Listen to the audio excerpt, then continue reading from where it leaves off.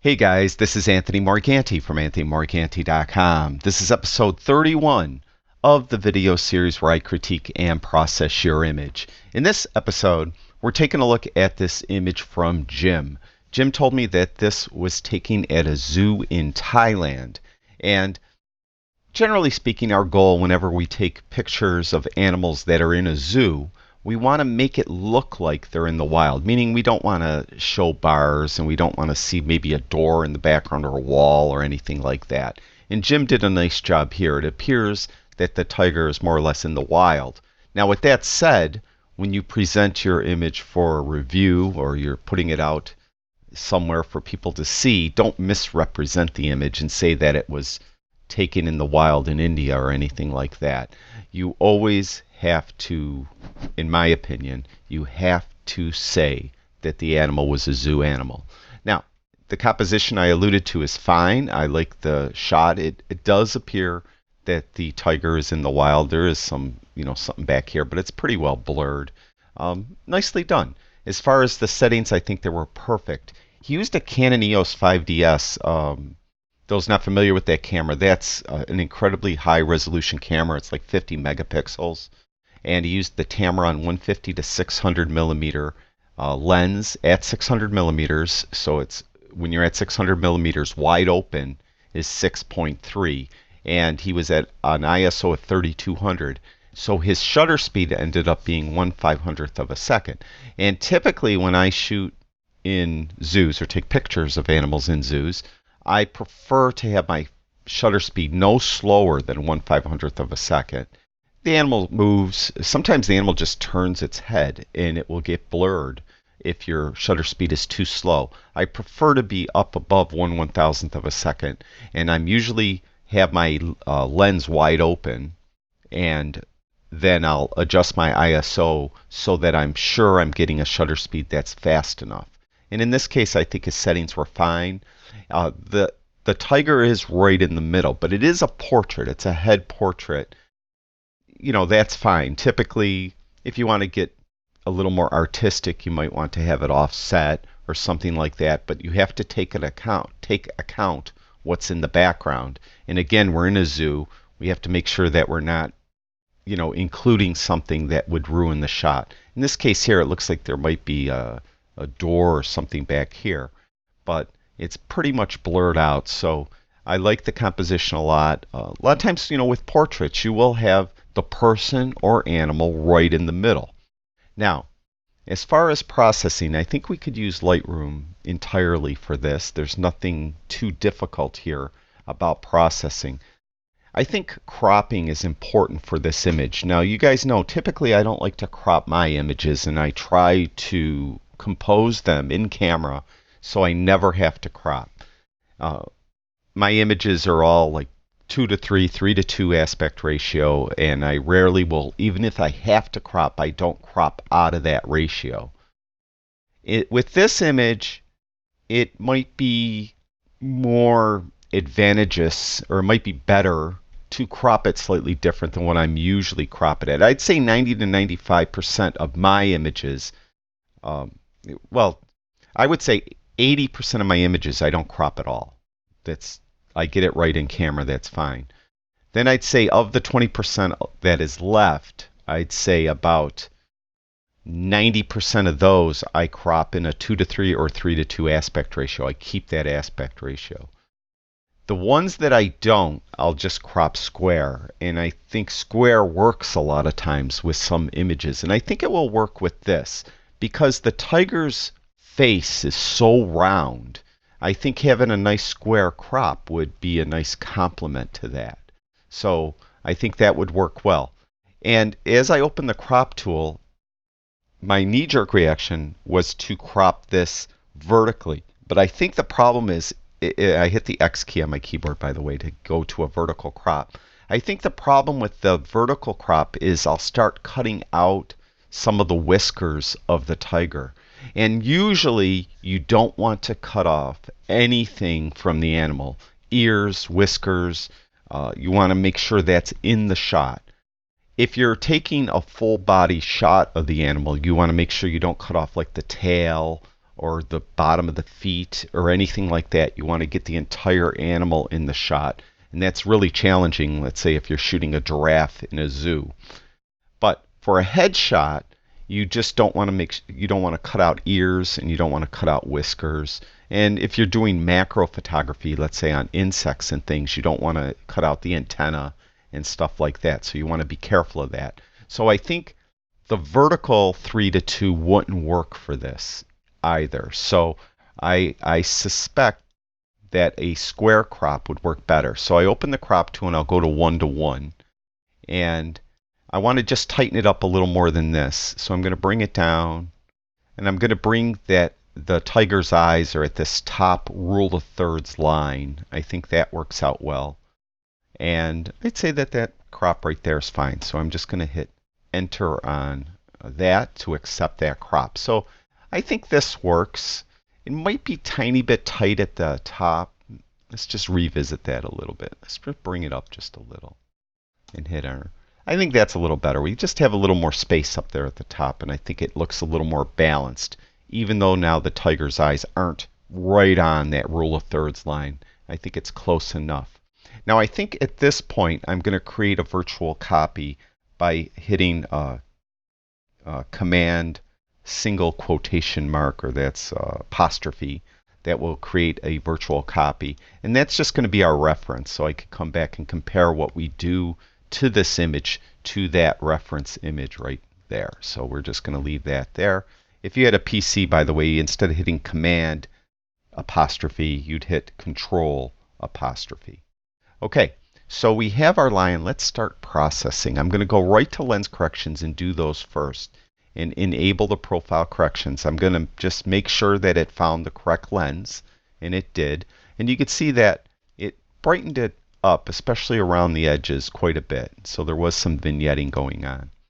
Now, we're going to go up to the basic panel, and I'm pretty much going to do what I normally do. I bring highlights down first. I start there, and I just look at the brightest parts of the image, and I want to make sure that I'm seeing some detail. So I'll bring the highlights down until I'm sure that I'm seeing detail in those brighter parts of the image. And sometimes I'll zoom in to the brighter part that I'm looking for. And I just want to make sure that I'm seeing hairs there, and it looks like I'm getting some detail through. Similarly for shadows, I will do that for shadows. And I'll open those up till I see detail. Now I will be adding contrast and clarity to it, and that will take away some of that. So it still will, like, we won't see every hair when I'm all said and done. But I like doing that with these first two sliders I move. That's my kind of beginning point. I usually skip whites and blacks now, and I go right to vibrance. And I'm going to move this up quite a bit. I'm going to reset it for now. The image does look kind of muted. The colors aren't very vibrant.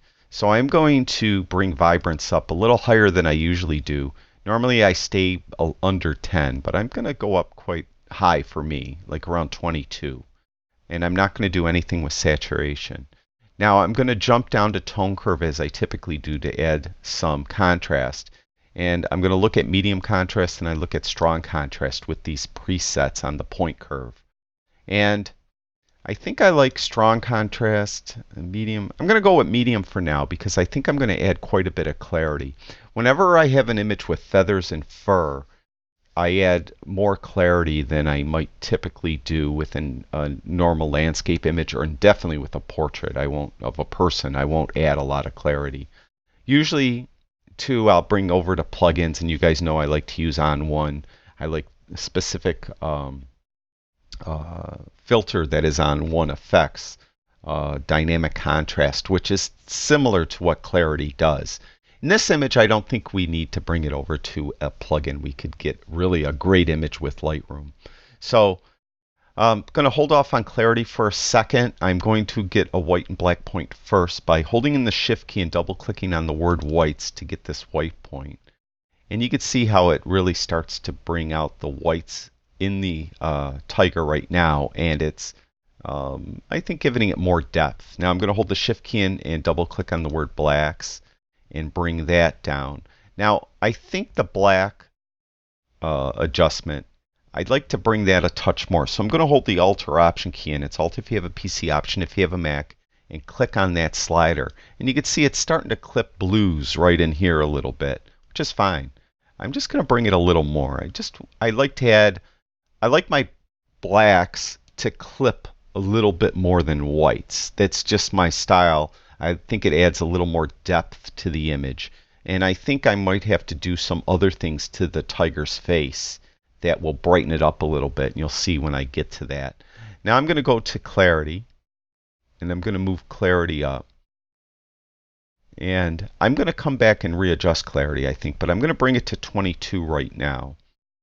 And then I want to work on the tiger's eyes. The tiger's eyes are very dark. And really what makes a portrait, in my opinion, and it doesn't matter if it's a person or an animal, are the eyes. The eyes really are intriguing to humans when we look at a portrait, and the eyes could really draw you in. And it could make an average portrait spectacular if the eyes are very interesting and intriguing. Now, we don't want to misrepresent the eyes in this case. We want the tiger's eyes to be true to a tiger. We don't want to make them something they're not. But we do want to brighten them up a little bit. You can see how the light is. They're very dark. It's just the way the tiger's anatomy is and how the lights happen to be in his or her enclosure, so they're dark. So we could brighten them up. And I'm going to reset our brush by double-clicking on the word Effect. And I'm going to bring exposure up quite a bit. I could readjust it. I'm going to adjust my brush so it's just kind of fitting the iris part of the tiger's eyes. Now that's too bright. As a matter of fact, I think I might brighten the entire eye. I'm going to come in here and just brighten it, the entire eye, not just the iris, because we do have those dark kind of part where the tiger's like brow ridge is overhanging, and it's casting a pretty dark shadow on his or her eyes. Now that's a little too bright, so I'm going to bring it down. Like I said, we don't want to misrepresent what is going on with the eyes. We just want to brighten them up as though we had a fill flash or we had a fill card in there just to throw some light up in there. So I think that's good right there. We could put saturation up a little bit, but I don't think we have to. I'm not going to do that for the eyes. So let's say the eyes are done. Next, I am going to work on I got three more things I want to do. I want to take care of the noise that's in the image. I want to brighten the tiger's face. And parts of the background are a little bit distracting. It looks like there's a fern way off here in the background. And you can see how it's blurred out. But that's a little bit distracting. It's taking us away from our tiger's face. So I think I'll do the detail first, and we'll get rid of the noise, because that will affect that fern too as I eliminate some of this noise. So I usually do noise before I do sharpening, and I'll come up and I bring luminance up to a number, usually a whole number like 60, 70, 50, something like that, round number. So I bring it up in at like 60, it's not really gone. And at 70, it's pretty much almost gone. Now there is quite a bit of noise. We were at a pretty high ISO here of 3200. So at around 80, it's very minimal. Let's zoom back out. And now if I turn this detail panel off, you can see there's noise and there's without noise. But we took away a lot of the sharpness of the fur. So we want to come in and we want to increase sharpness. Now, a lot of times this is a balance between these two sliders, the luminance noise reduction slider and the amount sharpening slider. And you want to try to find a happy medium between the two where the noise isn't so obnoxious that it would ruin a print, and where the sharpening is not affecting the noise so much, but you're really getting a nice sharp image. So I think right there looks pretty good, actually. I think that looks nice. So what I'll do now is I'm going to close that down. I'm going to jump back up to the basic tab, and I'm going to see if I could eke out a little more clarity. So I'm going to bring clarity up a little more. maybe to 40. Yeah, I think that looks pretty good right there. So, pretty much I think done with these panels. Now, I want to do two more things. I want to get a brush. I'm going to get a new brush. I'm going to reset it. And I'm going to bring the clarity slider all the way down. And I'm going to bring the sharpness slider all the way down. I'm going to bring the noise slider all the way down. And I'm going to get a pretty big brush. And I want to brush over here where this fern is.